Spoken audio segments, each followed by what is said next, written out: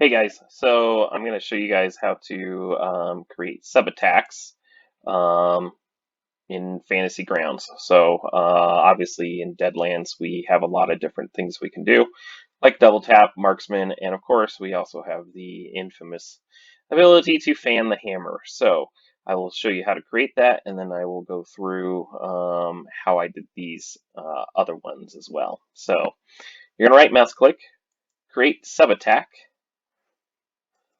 fan the hammer.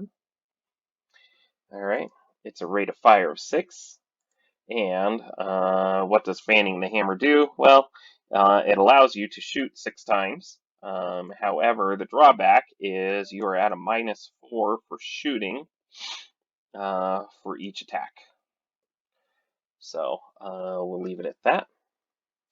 Now, Dave here has some pretty good edges. He's got hip shooting, marksman, and trademark weapon. So, and we'll go through those as I create them. So back to combat. What we're going to do is we're going to do right mouse click on the dice, click on modifier, and we're going to say trade mark weapon, which gives him a +1 to all of his shooting rolls. And we're going to need to add a couple more. The other one he has was hip shooting, which gives you a +2. And then the other one, he has marksman, which does not apply for fan the hammer, but we also want to take into account the negative shooting is a -4, right? -4. There we go. Must have hit an unlock. Anyway, so as you can see, 2 -4 is -2, +1 is -1, and that is reflected right here. So he's got a D8 in shooting, a wild die of a D6. So that is done for him. Now, when you click on it, so to make your attacks a little easier, what I usually do is I take this button and then I drag it onto the glom. So now you can see Dave is targeting the glom here. So now when I double click fan the hammer, it automatically rolls and already knows to apply the damage to the glom. So as you can see, Dave here was shooting. He's got a +2 for hip shooting, -4 for shooting, and a +1 trademark weapon. He's using a Colt Peacemaker 45, and the sub attack he's using is fan the hammer. He rolled a 6 on the die, a -1. After all of these modifiers are added in for a net of 5. If we look over here, and then you can see the target number he needed was 4, which is a hit. And you can see that reflected over here in the combat tracker, right? However, fanning the hammer is 6 shots. So how do we modify it to be 6 shots? So we'll just cancel that attack, and we'll just go ahead and clear this real quick. So you're going to right mouse click.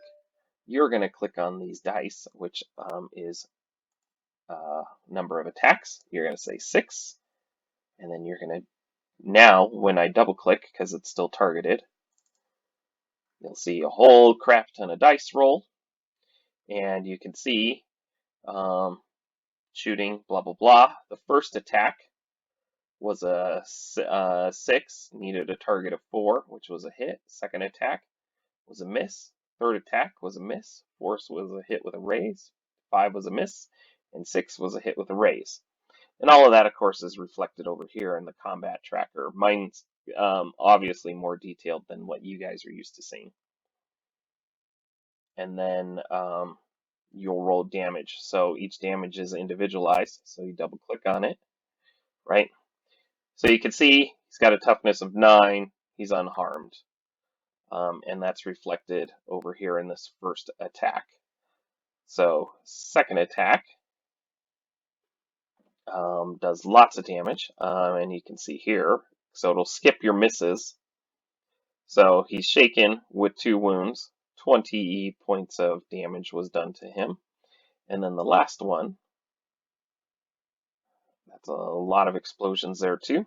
So 25, toughness of 9, shaken, wounded for 4, and also will be incapacitated. So if I click apply on all those, my poor Glom is going to be dead. So, and this came up on Wednesday's game about soaking damage. So as you can see, each of these is an individual attack, right? So that means I have to spend a Benny, and I have to soak the first attack.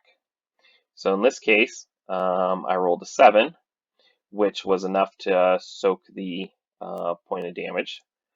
And then we're going to do it again. So that one, I was only able to soak 4, or I got a 4, which means I was only able to soak one of them. We'll try it again. Nope, same deal. So he's going to take that one. And then the last one here, we definitely want to have him soak. He rolled a 5. He's able to soak 1, but he's still incapacitated. So there we go. There's a 9. So that soaked 2 of those.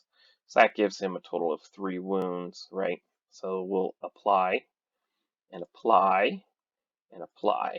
And then you can see up here it's reflected 3 wounds, and he is shaken. And then these I just cancel out when I'm done. So that's why you shake, or that's why it costs you a Benny for each wound or each attack that you made. So hopefully that answers that question in the future. Now, the other thing is, so double tap is a +1 to shooting and a +1 to damage. And you can see when I click in modifiers, I did the same thing. Double tap, +1. So when I roll for damage, you can see here, +1 double tap. So unfortunately, he rolled really crappy. So he rolled a 2 +1 for 3 points of damage, which is a miss. And then, of course, marksman. So, and then continuing with double tap, it's a +1 to damage. So the easiest way I found to do it is actually you just modify this. So you click the button. And so normally Colt Peacemaker is 2d6 +1. I just went in, replaced the 1 with a 2, and that was it. Oops, +2, +2. There we go. And now that one is set for 2 points of damage. Obviously, when you roll it, it'll come up. So 5 on the one die, 10 on the other die, +2 for a total of 17 points of damage. And then marksman is a +2 for called shot, cover, range, scale, or speed, right? So you come up here to modifiers, and let's say you're doing a called shot on this glom. So you'll want to watch this down here on your screen. So when you click called shot head, and it's a -4, you can see it gave you the modifier of a -4. So now when I try to shoot the glom, +2 for marksman, called shot -4, which gives you a net of 2. So 5 minus 2 equals 3, which is a miss. Oh, you want to Benny that and do that again? No problem. You called shot, right? Make sure it applied the modifier. Do it again. And you're just not going to make that called shot. It's just going to be too hard for you. So that's it. So that's how you create these sub things. This is really just a note I've found more than anything, and I think using these modifiers are the better way to go, because one, obviously you can see them listed, but the other added benefit to them, right? Let's say Dave here lost his weapon in the shootout. and he doesn't have his trademark weapon anymore. So if you note, it's a -1. When I uncheck this box, now it's a -2. So that takes into account that um, that change.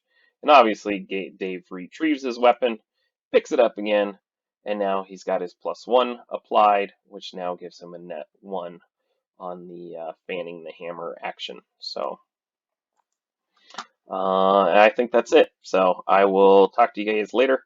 I will try to do some other ones like sweep, and um, I'll show you guys how to use these bennies like they're supposed to be, the red, the blue, and the legendary chips as well. So I'll start with this one and we'll go from there. So talk to you later. Bye.